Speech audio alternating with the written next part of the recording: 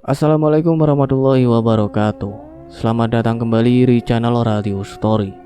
Masih bersama dengan saya Mas Alan. Untuk kali ini saya akan menceritakan sebuah cerita yang berjudul Ritual Mandi Bareng.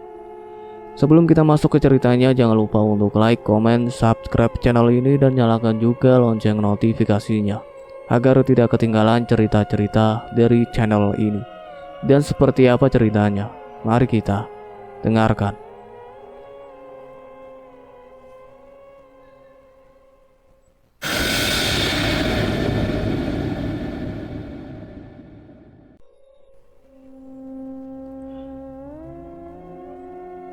Ini menurut aku sih cerita yang terlalu dibuat-buat. Yang kata anak muda zaman now bilang di luar nurul. Iya, coba aja bayangin. Masa kita ini harus mandi tengah malam di sebuah telaga. Tapi mandinya memang mandi enak sih. Kita ini disuruh mandi bersama pasangan yang bukan muhrim kita. Dan wajib melakukan hubungan suami istri. Kok ada ya ritual semacam itu? Dan nanti setelah tiba saatnya, kita dan pasangan liar kita akan mendapat petunjuk untuk meraih rejeki yang datangnya tak pernah kita duga. Kok bisa begitu ya? Masa sih? Gak masuk akal. Aku sebenarnya penasaran juga setelah membaca cerita itu. Tapi ya gak mungkin lah. Selain aku punya istri dan rasanya gak wajar berhubungan badan dengan cara seperti itu. Tapi sensasinya men, kata temanku yang namanya Fahmi. Emang lu pernah nyoba? Tanya aku memancing. Sebenarnya ini rahasia Gus, tapi gue mau berbagi pengalaman sama lu. Kemudian Fahmi mulai bercerita. Dulu gue pernah mengalami kehancuran. Waktu itu gue baru punya anak satu. Setiap kali gue berusaha baik kerja maupun dagang, sama sekali nggak membuahkan penghasilan yang memuaskan. Istri gua terus uring-uringan. Ya, tak lain masalah ekonomi. Hutang gue sana sini mulai numpuk, sampai gue tuh ngerasa dunia ini kok begitu sempit. Kemanapun gue melangkah, gue merasa mata orang-orang pada ngeliatin gue. Sampai akhirnya gue sempat mengurung diri. Bahkan pernah malam-malam gue didatengin orang yang nagih hutang. Ternyata dia orang yang membeli motor gua. Tapi suratnya udah gue gadein. Dia gak sendirian, ditemani seorang anggota TNI yang berseragam lengkap dan membawa pistol. Gua gak tahu pasti dia anggota benaran atau gadungan yang buat nakut-nakutin aja. Gue bilang belum bisa ngambil surat motor lantaran gue gak punya duit. Anggota tadi menganggap gue penipu dan menodongkan pistolnya ke jidat gua. Dia bilang, "Nyawa kamu gak ada artinya bagi saya. Mau saya tembak kamu?" Terus gue mesti gimana? Gue jawab, "Kalau bapak mau tembak ya tembak aja toh. Nyawa saya kata bapak gak ada artinya." Anggota itu kelihatan tambah emosi. Gue kira mau nembak. Gak taunya pistol itu buat ngemplang kepala gue. Kepala gue berdarah. Dan mulai saat itu gue menaruh dendam pada anggota yang jadi backing para penagih hutang. Terus, kenapa lo sampai punya pikiran buat menjalani ritual? Gimana ceritanya? Aku terus mendesaknya agar ia terus melanjutkan ceritanya. Mulanya, gue baca-baca cerita tempat tentang pesugihan dan tempatnya. Iya, gue kesana deh. Cuma gue ngucap asal bisa bayar hutang aja. Jadi gue cuma ngelakuin sekali sama perempuan yang gue gak kenal. 2 malam gue nginep. Terus si kuncen ngasih gue petunjuk buat lewat jalan yang harus gue tempuh. Di sana gue dapat bungkusan kecil yang setelah gue buka ternyata berisi uang. Udah gitu aja. Terus gue cerita ke istri bahwa gue dapat duit habis melakukan itu. Dia bilang, "Aduh bang, sebagai istri saya sih nggak peduli abang mau main sama istri orang kek, jadi rampok kek, atau menang lotre. Yang penting uang bang." Ya udah, mending abang terusin aja ritual kayak gitu. Kan enak bisa main sama istri orang, sekalian dapat duit banyak. Tapi gue gak mau kebablasan. sebab gue dengar-dengar sih bahwa itu adalah pesugihan. Jadi gue kembali sama kehidupan gue yang lama, berjualan secara kecil-kecilan. Yang penting hutang gue udah lunas semua. Sebenarnya aku sudah lama jatuh hati sama istri tetanggaku sendiri. Tapi untuk menyatakan perasaan aku sama dia, itu gak mungkin. Selain dia istri orang, aku sendiri punya anak dan istri. Jujur deh, hampir setiap pagi sekira jam 6, aku selalu menunggu perempuan itu lewat di depan rumahku untuk ke sungai.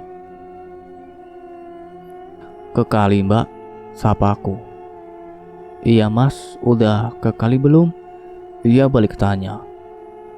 "Belum, ini baru mau," jawabku, sambil memandangi pinggulnya yang bergoyang saat melangkah meninggalkan aku yang terdiam di tempat. Dan aku mengambil peralatan mandi lalu menuju sungai.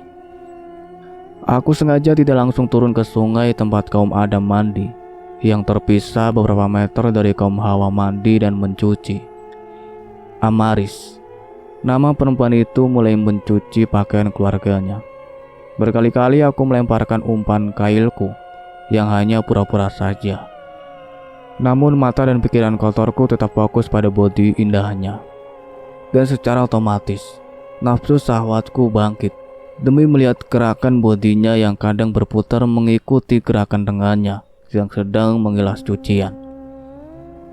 Setengah jam kemudian aku harus menyudahi menikmati pemandangan itu, sebab aku harus mandi dan harus berangkat kerja.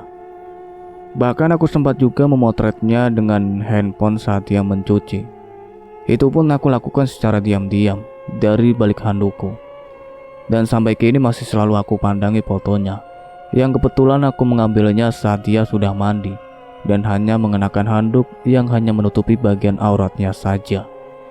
Bagian atas dada dan bagian bawahnya pun terlihat mulus menggoda.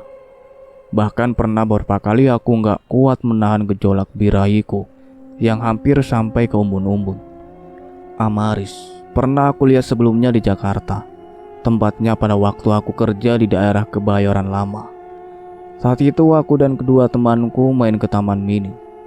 Tapi temanku mengajak ke toko tempat kerja adiknya di Pondok Gede. Aku bertemu adik temanku dan dua temannya yang lain yang bekerja sebagai pelayan. Disitulah pertama kali aku melihat cewek berambut panjang, bertubuh ramping dan murah senyum. Saat itu aku masih berstatus bujangan. Dan tentu saja Amaris juga masih gadis yang baru belajar kerja di tempat itu. Setelah itu ya sudah, sampai di situ aku melihat Amaris. Beberapa tahun berlalu, aku cukup terkejut melihat kalau Amaris telah menjadi istri tetanggaku, teman kerjanya dulu. Beruntung banget si Hamid yang punya tampang pas-pasan bisa mendapatkan istri secantik Amaris. Tapi aku mesti bilang apa? Itu kan jodoh mereka, dan aku sendiri sudah memiliki istri yang memang tidak secantik Amaris. Amaris, perempuan kelahiran Banyuwangi itu, sudah 3 tahun tinggal di rumah suaminya yang berasal dari Cirebon. Dan selama 3 tahun dia belum pernah pulang ke kampung halamannya untuk melepas rasa rindu pada kedua orang tua dan saudara-saudaranya. Begitu juga pada hari raya, yang kebanyakan orang mengikuti tradisi mudik tak bisa ia rasakan. Ia belum bisa memperlihatkan atau mengenalkan kedua anaknya kepada orang tuanya yang sering bertanya lewat handphone. Dan Amaris hanya menjawab sambil menitikkan air matanya. Pasalnya, jangankan untuk pulang kampung yang memerlukan biaya yang tidak sedikit, untuk makan sehari-hari dan kebutuhan lainnya tidak pernah tercukupi. Hamid, suaminya, termasuk laki-laki pemalas. Kerjanya pun tidak jelas. Sekali ia ikut kerja di proyek pada temannya, namun hanya bertahan 1 atau 2 minggu saja. Setelah itu kembali menganggur. Sebagai seorang istri, Amaris punya semangat juang yang tinggi. Ia tidak mau menyerahkan urusan ekonomi yang seharusnya menjadi tanggung jawab nafkah pada suami. Dengan modal hasil meminjam dari para bank keliling, atau aku kurang tahu apa istilah untuk para pencari nasabah itu, ia mulai mencoba untuk berjualan gorengan dan kue serabi di rumahnya, juga berkeliling di pasar yang memang tak jauh dari rumahnya. Kecantikan wajah perempuan itu sedikit demi sedikit mulai memudar. Cahaya tatapan matanya yang berbinar indah pun kian meredup. Namun senyumannya selalu menghiasi bibir manisnya, yang mungkin untuk menguatkan hatinya yang tertekan. Terkadang aku melihat pandangan matanya seperti melihat sesuatu yang hampa, kosong tanpa sinar kehidupan. "Suami Mbak Maris sekarang kerja di mana?" tanya aku pada suatu hari. Aku merasa ada kesempatan untuk memandang wajahnya yang agak kusam. Mungkin karena sering terkena asap saat menggoreng dan buat kue serabi. "Alah mas, suami aku itu ternyata pemalas mas. Dia lebih suka di rumah bantuin aku menggoreng tempe. Padahal berapa sih penghasilan berjualan seperti itu? Gak sepadan sama pengeluaran yang kita butuhkan. Tapi mau bagaimana lagi kalau aku gak bisa berdagang dan sama-sama nganggur? Kita mau makan apa? Belum lagi anak-anak yang banyak maunya. Repot mas," kata Amaris agak mengeluh. Terkadang aku sempat mikirin Mbak Amaris. "Mikirin aku mas?" potong Amaris dengan cepat. "Maksud aku, kok bisa ya Mbak menikah sama orang seperti Hamid? Padahal Mbak sudah tahu kerja dia itu apa sejak Mbak kenal dia." "Oh, kirain mungkin jodoh kali mas." "Iya mungkin jodoh. Seandainya jodoh bisa memilih, aku pasti memilih." "Memilih siapa mas?" "Kamu Mbak," ucapku asal jeplak. "Terus Mbak Denara mau dikemanain?" "Kan seandainya berarti sebelum aku menikah dan kamu juga masih gadis." Kemudian kami berdua sama-sama terdiam, bermain dengan alam pikiran masing-masing. Denara, istriku, sama sekali tidak menyimpan rasa curiga sedikit pun tentang kedekatanku pada Amaris.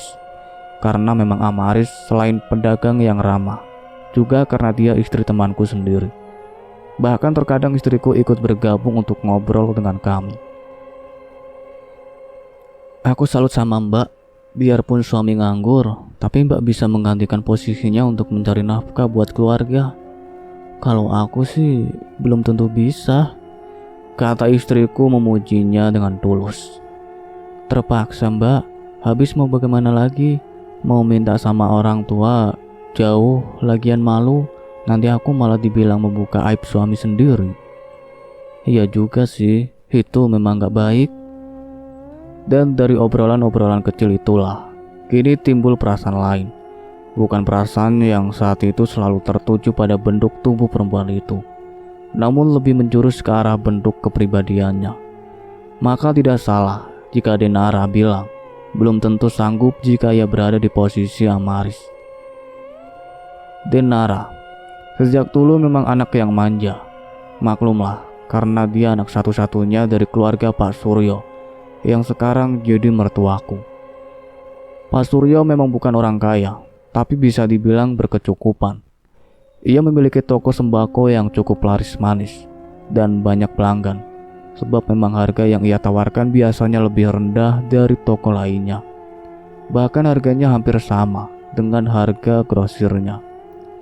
Namun setelah Denara menikah denganku, aku berusaha untuk melarangnya agar tidak selalu meminta bantuan kepada orang tuanya. Aku sebagai seorang suami wajib mencari dan memberikan nafkah baik lahir maupun batin. Denara menuruti kata-kataku. Ia sebisa mungkin bertahan dalam kehidupan rumah tangga kami yang hanya pas-pasan. Sampai kami memiliki 2 orang anak laki dan perempuan. Rumah tangga kami berjalan mulus tanpa ada terpaan badai cobaan. Tapi mampukah dia bertahan? Seandainya dia tahu akan perasaanku terhadap Amaris, yang ternyata menyambut perasaanku terhadapnya. Dengan diam-diam, baik aku maupun Amaris selalu mencari waktu luang untuk sekedar bertemu. Dan itu sudah sangat membuatku bahagia. Pernah pada suatu sore, saat itu aku baru saja pulang kerja dan melewati jalan biasa. Seperti biasa, setiap sore jalan di depan pasar tradisional memang selalu macet. Selain jam bubaran kerja, juga mulai banyak mengunjung di pasar itu. Mataku juga jelalatan tengok kiri kanan melihat aneka pakaian yang terpajang rapi pada kios-kios kecil. Harganya pun cukup murah, Maka tidak jarang orang dari kalangan kelas bawah seperti aku ini lebih suka membeli di sini ketimbang di mall. Hanya saja kita harus pandai-pandai menawar harga yang biasanya ditawarkan dengan harga lebih mahal dari yang di mall. Apa aku nggak salah lihat ya? Sepertinya Maris baru saja masuk ke sebuah toko di bagian dalam pasar. Aku penasaran dan aku parkir motorku, kemudian melihat ke toko tadi. Ternyata benar, Amaris tengah memilih pakaian anak-anak. Dan dia baru sadar kalau aku ada di dekatnya setelah pelayan toko bertanya padaku. "Cari apa, Mas?" "Lihat-lihat dulu." Dan Amaris mengenal suaraku. Dia menoleh ke samping. "Mas bagus. Cari apa, Mas?" tanya Amaris, agak terkejut melihat keberadaanku di tempat itu. "Cari kamu," balasku memandang senyumnya yang gak pernah bikin bosan. "Ngapain nyari aku, Mas?" "Gak tahu, tapi hati aku yang bilang begitu." "Kamu sendirian? Gak bawa anak kamu?" "Enggak ah, repot nanti malah minta ini itu. Kamu mau beli baju anak juga, Mas?" "Iya, buat anak kita." "Kok anak kita sih jadi ngelantur?" "Itu juga kalau bisa terjadi." Amaris memandangku dengan teramat dalam, seolah dia mencari kesungguhan akan kata-kataku. Kemudian ia menggalang-galangkan kepalanya. Sore itu aku baru saja pulang kerja, menstandarkan motor dekat tembok rumah, dan "Ayah!" Kedua anakku berebutan mencium tanganku. Lalu mereka menarik lenganku membawaku untuk masuk dan duduk. "Ayah, mana martabak sayur untuk aku?" tanya Tino. "Iya ya, mana kue pukis buat aku?" timbal Tini. Aku gagap. Aku merasa gak janji untuk membelikan mereka apa-apa. "Loh, apa anak-anak ayah pesan kue?" tanyaku melongo. "Iya ayah, kemarin kan kita berdua udah bilang." "Oh, kemarin ya? Maaf deh, ayah lupa."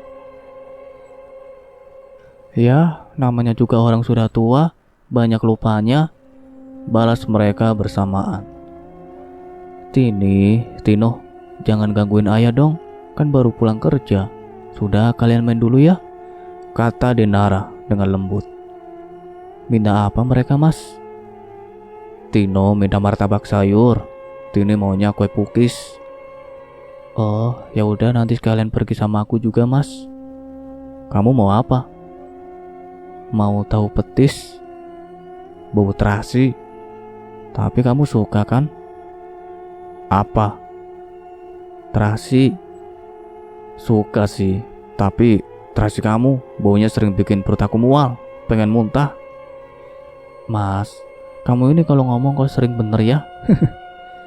seru Denara sambil mengipas-ngipas selangkangannya dengan telapak tangan, dan aku pura-pura tutup hidung. Mas, ada kabar yang kurang bagus buat kamu dengar." Denara menarik kursi agar lebih dekat denganku. "Kabar apa?" "Amaris, dia dibawa kabur sama suaminya." "Itu sih bukan dibawa kabur namanya lah, kan mereka suami istri." "Maksud aku, mereka kabur bersama anak-anaknya." "Kemana?" "Menurut saudaranya, paling juga ke Cipulir, tempat tinggal pamannya si Hamid. Masalahnya hutang Amaris ternyata cukup fantastis, hampir 20 jutaan. Aku heran ya, kok bisa dia hutang sebanyak itu, padahal hanya berjualan gorengan." Aku sebenarnya sangat terkejut dengan apa yang dikatakan istriku, tapi aku harus menyembunyikan perasaanku. "Oh, kok cuma ho doang?" "Oh, sebaiknya suami pulang kerja istri itu menawarkan kopi, bukan menyediakan gosip untuk jadi bahan guncingan." "Iya deh. Sebel." Denara bersungut-sungut, lalu menuju dapur. Selepas Isya aku sempat melihat tetanggaku yang lagi ngumpul seperti ngomongin sesuatu. Aku sih sebenarnya nggak kepo, cuma rasanya nggak enak aja kalau nggak ikut nimbrung. Takut dibilang sombong. Aku pun mendekati mereka yang memang lagi ngobrolin hal serius. yang ternyata isi ceritanya sama dengan kabar dari istriku tadi sore. Aku hanya manggut-manggut saja mendengar mereka bergantian tanya jawab tanpa berkomentar. Aku cukup berkomentar di dalam hatiku saja. Betapa malu dan tersiksanya perasaan Amaris menerima kenyataan ini. Hutangnya mungkin tidak sekaligus berjumlah sedemikian besar, dan bukan hanya dengan satu orang saja. Karena yang aku tahu, tidak ada orang meminjamkan uang dalam jumlah besar kepada pedagang kecil seperti Amaris. Namun ketika ia membutuhkan pinjaman lagi untuk modalnya yang habis, dia harus meminjam lebih besar dari pinjaman sebelumnya guna menutupi hutang yang lama yang belum lunas. Dan begitu seterusnya hingga jumlah hutangnya membengkak. Aku melihat Fahmi. Dia mendekat dan nongkrong di sampingku. Tuh Gus, kejadiannya sama kayak model gue juga. Gue hutang sana hutang sini sampai gak kerasa hutang gue sampai puluhan juta. Untungnya gue nekat buat datang ke danau larangan itu.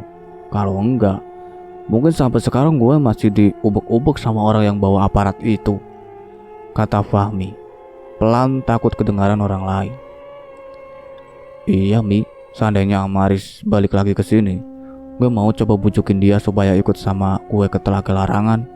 Siapa tahu aja benar terbukti dapat uang banyak buat kebutuhan hidup dia di masa depan. Aku membalas tanpa berpikir lagi. Lah, kok lu jadi punya pikiran sampai ke situ? Apa lu punya hati sama dia, Gus? Tanya Fahmi dengan curiga. Maksud gua mau nolongin dia, Mi. Ngapain? Amaris kan punya laki. Biar aja urusin lakinya. Aku tak mau terlalu banyak cerita dengan menjelaskan tentang perasaanku terhadap Amaris. Kalau gue pengen melakukan ritual mandi bareng di Telaga Larangan, kira-kira sampai berapa hari gue nginap bareng Amaris? Ternyata Fahmi masih berpikir tentang kata-kataku. Dia mungkin memang curiga. Ya kalau dia mau. Akhirnya aku mengalah. Kalau ternyata kalian memang pasangan yang mempunyai aura yang sama, itu paling 3 malam sudah cukup. Cukup dalam artian sebenarnya cukup puas main siang malam dari air sampai daratan. Kalian pasti cepat terkabul segala keinginannya. 3 malam? Tapi mending lu pikir-pikir dulu deh. Bagaimana nanti kalau istri lu tahu bahwa lu itu selingkuh? Terus suaminya Amaris juga gak terima kalau lu udah bawa kabur bininya. Memang benar apa yang dikatakan Fahmi. Akan akibatnya seandainya hal itu sampai terjadi. Aku hanya mengangguk saja tanda setuju. Menurut kabar dari tetanggaku ini, Hamid membawa anak serta istrinya dan tinggal di rumah pamannya, yang katanya seorang mandor proyek. Untuk sementara, pamannya minta agar Hamid mau bekerja di proyek dan istrinya membantu-bantu di rumahnya, sambil menunggu sang paman mendapat pinjaman uang dari bos proyek yang akan ia berikan pada Hamid. Memang seharusnya Hamid bekerja di tempat sang paman, meski hanya sebagai laden dengan upah yang tidak terlalu besar dibanding dengan tukang. Semua itu sebagai bentuk tanggung jawab sebagai seorang suami yang wajib memberikan nafkah terhadap istrinya. Namun pada kenyataannya, Hamid ikut pulang kampung juga bersama anak istrinya. Mereka pun melunasi semua hutangnya. Aku kira Hamid bakalan berangkat lagi untuk terus bekerja agar resiko hutang bisa terhindari. Tapi dasar Hamid memang pemalas. Dia tetap berada di rumah membantu istrinya berjualan di rumah. Aku kembali sering bertemu dengan Amaris. Ia terlihat lebih banyak diam. Mungkin perasaan malu akan berita kabur karena hutang masih terbayang di matanya. Pagi itu seperti pada pagi-pagi sebelumnya. Aku melihat Amaris menuju ke sungai dengan bakul cuciannya. Aku sengaja tidak mengadangnya untuk bertanya atau basa-basi, tapi aku mengikutinya dan tiba di tepian sungai. Sebelum ia turun, aku mencekal tangannya. Amaris memandangku dan beralih pada tanganku yang mencekalnya. Aku melepaskannya, takut ada yang melihatnya. Amar, bisakah nanti selesai mencuci kita ke sana? Tanyaku, menunjuk ke suatu tempat yang agak ke tengah kebun. Ada apa Gus? Kenapa harus ke sana? Tanyanya dengan heran. Ada sesuatu yang ingin aku katakan sama kamu. Soal apa? Soal kita berdua. Amaris semakin menatapku dengan penuh tanda tanya. Untuk beberapa saat dia terdiam, namun aku melihat dia menganggukkan kepalanya. Hampir 1 jam aku menunggu sampai akhirnya aku melihat Amaris datang juga ke tempatku menunggu. Aku sempat tercengang melihat dia hanya menutupi tubuhnya dengan handuk, sehingga terlihat bagian pangkal pahanya terpapang jelas mengundang kelakianku. Amaris duduk di sebelahku, di atas daun pisang yang aku gelar sebagai alas. Ada apa Gus? Sepertinya sangat serius. Menurut aku memang serius, tapi entah buat kamu. Aku sudah lama menaruh rasa sama kamu, Amar. Meskipun aku tahu kamu sudah punya suami, tapi hatiku sepertinya tidak ikhlas melihat kamu hidup bersama suami kamu dalam duka yang berkepanjangan. Aku tidak mau kamu hanya dijadikan alat pemuas nafsu suami kamu, sebagai pencetak keturunan semata. Sementara kamu sendiri harus berjibaku untuk mencari uang demi keluarga. Lalu suami kamu hanya duduk manis sambil menikmati kopi dan asap rokoknya. Lalu apa yang akan kamu ungkapkan sebenarnya? Kalau kamu mau, aku ingin kita sama-sama berjuang demi masa depan kita. Masa depan kita? Bagaimana mungkin, Gus? Setidaknya kita bisa bersama meski kita harus bersatu. Aku ingin membawa kamu sesuatu tempat yang aku yakin jarang yang tahu. Kita akan menjalani ritual bersama. Setelah berhasil, kamu tidak akan lagi dipandang sebelah mata oleh orang lain. Bahkan, suami kamu pun bisa kamu anggap sebuah kaset. Kamu akan mendapatkan uang banyak. Dan semakin sering kita ke sana, maka kita akan semakin kaya. Apakah itu tempat pesugihan, Gus? Aku gak mau, aku gak bisa. Bukan, ini bukan pesugihan. Ini hanyalah ritual pemuka aura, supaya terbuka pintu-pintu rezeki yang selama ini tertutup rapat terkunci. Bagaimana? Kamu gak perlu izin sama suami kamu, dan masalah biaya perjalanan biar aku yang tanggung. Tapi aku belum kepikiran, Gus. Apa kita ini akan selingkuh, Gus? Seandainya iya, apa kamu tidak mau? Amaris memandangku dengan lembut, dan dia tersenyum. Pikirkan saja dulu, jangan cepat ambil keputusan, kataku melanjutkan. Amaris mengangguk. Udah dulu nanti ada yang lihat kita. Amaris ingin berdiri, tapi aku menarik tangannya dan ia terduduk lagi. Amar, bisikku pelan. Iya, boleh aku. Dan aku tak perlu meneruskan kata-kataku. Amaris memejamkan matanya dengan sedikit membuka bibirnya. Aku menyapu bibirnya dengan lembut, dan Amaris membalasnya. Dan baru beberapa minggu saja, Amaris sudah kembali sibuk mencari pinjaman uang pada tetangganya. Sebab para penebar hutang penjerat nasabah sudah tidak lagi percaya padanya. Pada suatu sore saat aku baru pulang kerja, aku berpapasan dengan Amaris di sebuah gang kecil dekat rumahnya. Aku mematikan mesin motorku, kemudian menghampirinya. Kamu mau kemana, Amar? Tanya aku sambil celingukan takut ada orang yang melihat. Biasalah mas, mau cari pinjaman untuk modal dagang besok pagi. Rasanya aku sudah malu pada semua orang. Aku seakan telah mati langkah. Berapa uang yang kamu butuhkan? Enggak banyak mas, modal untuk dagang seperti aku cukup 100.000. Tapi untuk kebutuhan sehari-harinya yang besar mas. Aku merogoh saku celana panjangku dan mendapatkan beberapa lembar uang kertas. Ambillah uang ini, dan aku tidak menganggap ini sebagai hutang. Ayo terimalah. Semula Amaris ragu untuk menerimanya, tapi aku memaksanya, dan ia pun mengambil lembaran uang kertas lalu menghitungnya. Ini kebanyakan loh mas, sampai lebih 300.000, kata Amaris, berusaha mengembalikan kelebihan uang itu. Sudah ya, aku takut ada orang yang memperhatikan kita, kataku sambil menghidupkan mesin motor. Mas, aku rasa aku menerima tawaran mas beberapa hari yang lalu. Ia mencengkal lenganku, dan aku memandangnya seakan tidak percaya.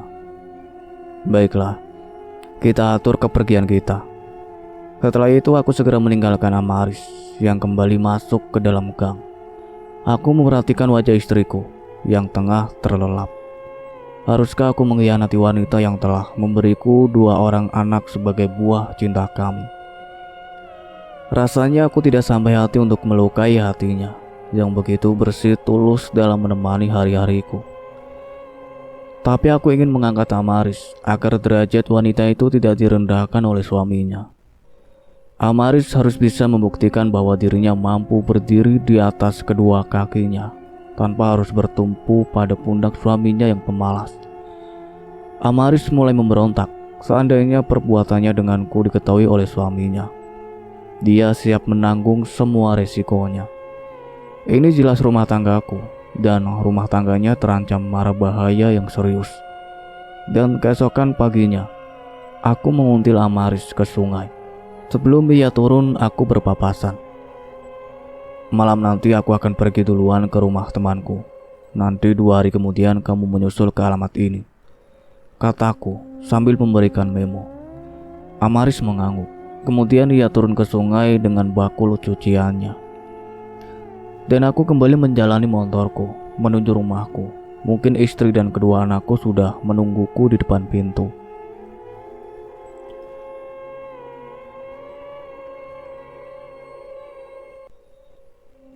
Cukup sekian ceritanya sampai di sini. Nantikan kelanjutan ceritanya. Saya akhiri. Wassalamualaikum warahmatullahi wabarakatuh.